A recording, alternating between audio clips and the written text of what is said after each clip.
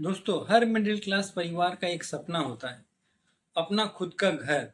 एक ऐसा घर जहां परिवार सुरक्षित महसूस करे, जहां बच्चों की यादें हमसे जुड़ी रहे और जहां हमारे माता पिता को लगे कि अब जिंदगी में कुछ हासिल कर लिया है। लेकिन क्या आपने कभी सोचा है कि घर खरीदना हमेशा सबसे अच्छा फाइनेंशियल डिसीजन होता है, या फिर किराए पर रहकर बचे हुए पैसे को एसआईपी में निवेश करना लंबे समय में आपको ज्यादा अमीर बना सकता है? आज हम भावनाओं की नहीं, गणित की बात करेंगे। आज हम किसी प्रॉपर्टी डीलर की बात नहीं सुनेंगे, बल्कि नंबर्स की सुनेंगे। इस वीडियो के अंत तक आप खुद फैसला कर पाएंगे कि होम लोन लेना बेहतर है या रेंट प्लस एसआईपी स्ट्रेटजी। तो जय हिंद दोस्तों, मेरा नाम नंद किशोर है और मैं एक AMFI registered mutual fund distributor और साथ ही सर्टिफाइड फाइनेंशियल एडवाइजर हूँ। और मेरा मिशन है भारत के मिडिल क्लास परिवारों को फाइनेंशियली एजुकेट करना। तो चलिए शुरू करते हैं। पार्ट वन, दो दोस्तों की कहानी। मान लीजिए दो दोस्त हैं, अमित और रोहित। दोनों की उम्र 30 साल है। दोनों की इनकम लगभग समान है। दोनों के पास 20 लाख रुपए की बचत भी है। दोनों को एक ही शहर में 1 करोड़ रुपए का फ्लैट पसंद आता है, लेकिन दोनों अलग अलग फैसला लेते हैं। अमित कहता है मुझे अपना घर चाहिए। रोहित कहता है मैं पहले वेल्थ बनाऊंगा। और यहीं से शुरू होती है दो अलग अलग फाइनेंशियल जर्नी। अमित का फैसला। अमित ने घर खरीद लिया। फ्लैट की कीमत 1 करोड़ रुपए। उसने 20 लाख रुपए जो उसने बचाए थे, उस बचत को डाउन पेमेंट के रूप में दे करके उसने अपना फ्लैट खरीदा और 80 लाख का होम लोन ले लिया। इंटरेस्ट रेट की बात करें तो 8% के हिसाब से उसे इंटरेस्ट देना था। लोन का टेन्योर उसने 25 साल रखा। अब सवाल यह है कि ईएमआई कितनी बनेगी। तो ईएमआई लगभग 61,745 रुपये प्रति महीना बनेगी। यही अगले 25 साल तक हर महीने 61,745 रुपये। घर खरीदना आसान है, लेकिन ईएमआई के साथ जीना 25 साल का कमिटमेंट है। रोहित का फैसला, रेंट प्लस एसआईपी। अब रोहित को देखिए, उसने वही फ्लैट खरीदा नहीं, किराए पर ले लिया। भारत के बड़े बड़े शहरों में रेंट यील्ड आमतौर पर 2.5 से 3% के आसपास होती है। इसलिए जिस फ्लैट की ईएमआई 61,745 आ रही है, वही फ्लैट लगभग आपको 25,000 रुपये प्रति महीने के किराए के रूप में मिल जाता है। अब आप ध्यान से समझिए, यहीं से वेल्थ क्रिएशन शुरू होती है। ईएमआई 61,745 और रेंट देकर रहना है, तो सेम वही फ्लैट आपको 25,000 रुपये महीने के किराए पे मिलेगी। अब डिफरेंस की बात करें तो लगभग 36,700 रुपये का डिफरेंस है। रोहित हर महीने 36,700 रुपये एक डाइवर्सिफाई इक्विटी म्यूचुअल फंड में एसआईपी रूप में निवेश करना शुरू करता है। और सिर्फ इतना ही नहीं, जो 20 लाख रुपए डाउन पेमेंट में जाने वाले थे, उन्हें भी वह लमसम के रूप में इन्वेस्ट कर देता है। अमित ने पैसा घर में लगाया, रोहित ने पैसा एसेट में लगाया। एक जरूरी सवाल अब शायद आपके मन में आ रहा होगा कि क्या किराया हमेशा 25,000 ही रहेगा? तो यह तो बिल्कुल ही नहीं रहेगा।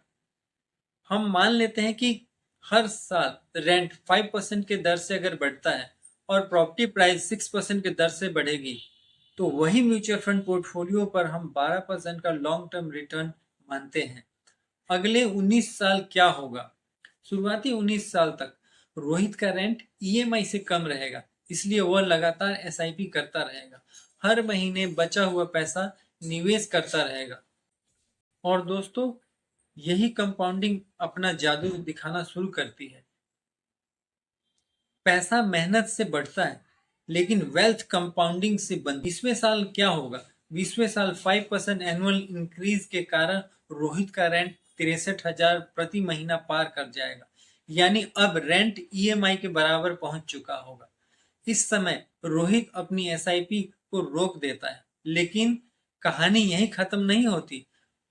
अब वह बढ़े हुए रेंट का एक्स्ट्रा अमाउंट अपने म्यूचुअल फंड पोर्टफोलियो से एसडब्ल्यूपी यानी सिस्टमैटिक विड्रॉल प्लान के जरिए निकालता है। जब पोर्टफोलियो बड़ा हो जाता है, तो वही पोर्टफोलियो आपकी इनकम बन जाती है। अब देखते हैं फाइनल रिजल्ट। 25 साल पूरे हो गए हैं अब दोनों दोस्तों की स्थिति देखते हैं। विकल्प 1, होम लोन अमित ने लिया था तो 20 लाख रुपए डाउन पेमेंट दिए थे और 25 साल तक ईएमआई भरी। कुल आउटफ्लो लगभग 2 करोड़ 5 लाख रुपए हुए।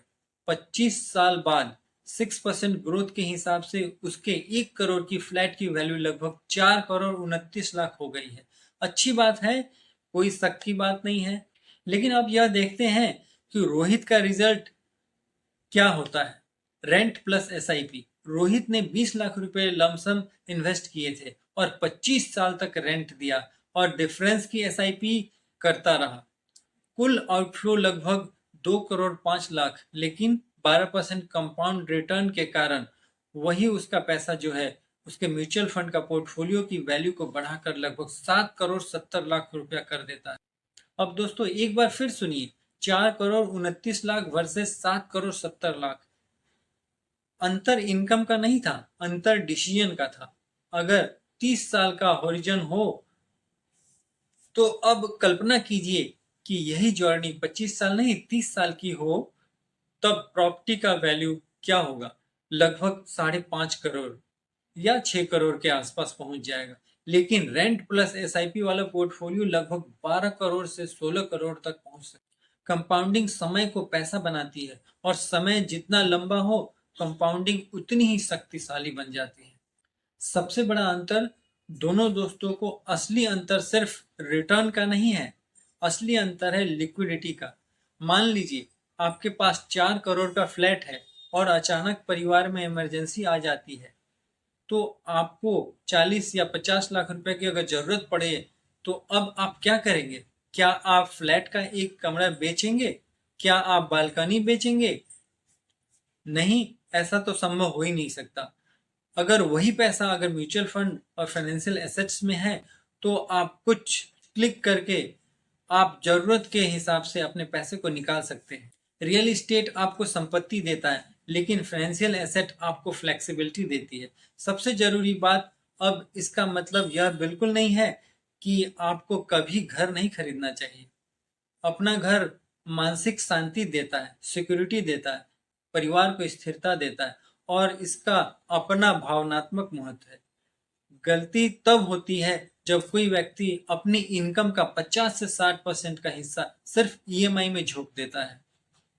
फिर बच्चों की हायर एजुकेशन प्रभावित होती है, इमरजेंसी फंड नहीं बन पाता है, रिटायरमेंट प्लानिंग सही से नहीं हो पाती है और पूरा का पूरा फाइनेंशियल फ्यूचर रिस्क पे आ जाता है। तो गोल्डन रूल यह है, एक थंबनेल रूल जो हमेशा याद रखिए, आप अपनी होम लोन की ईएमआई आपकी नेट मंथली इनकम से के 25 से 30% से ज्यादा नहीं होना चाहिए। अगर आपकी इनकम 1 लाख रुपए प्रति महीना है तो 25 से 30 हजार तक का ही ईएमआई ठीक है, ताकि बाकी पैसे से आप एसआईपी भी कर सके, इमरजेंसी फंड भी क्रिएट कर सके और अपने फ्यूचर गोल्स को भी पूरा कर सके। घर जरूरी है, लेकिन फाइनेंशियल फ्रीडम उससे भी ज्यादा जरूरी है। दोस्तों, घर भावनाओं से बनता है, लेकिन घर खरीदने की प्लानिंग हमेशा दिमाग और सही कैलकुलेशन से होनी चाहिए। अगर आप भी अपने financial goals, retirement planning, SIP planning या गोल बेस्ड इन्वेस्टमेंट प्लानिंग को समझना चाहते हैं तो आप हमसे संपर्क कर सकते हैं। दिए हुए व्हाट्सएप नंबर पे आप कॉल कर सकते हैं। अगर आपने आज कुछ नया सीखा तो कमेंट में लिखिए स्मार्ट होम, ताकि मुझे भी पता चल सके कि आपने इस वीडियो का सबसे बड़ा संदेश समझ लिया है या नहीं। और इस वीडियो को अपने उन दोस्तों तक जरूर पहुंचाइए जो होम लोन लेने की प्लानिंग कर रहे हैं।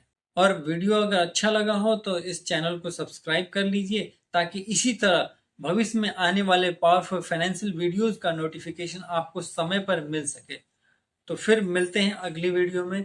थैंक यू दोस्तों, जय हिंद।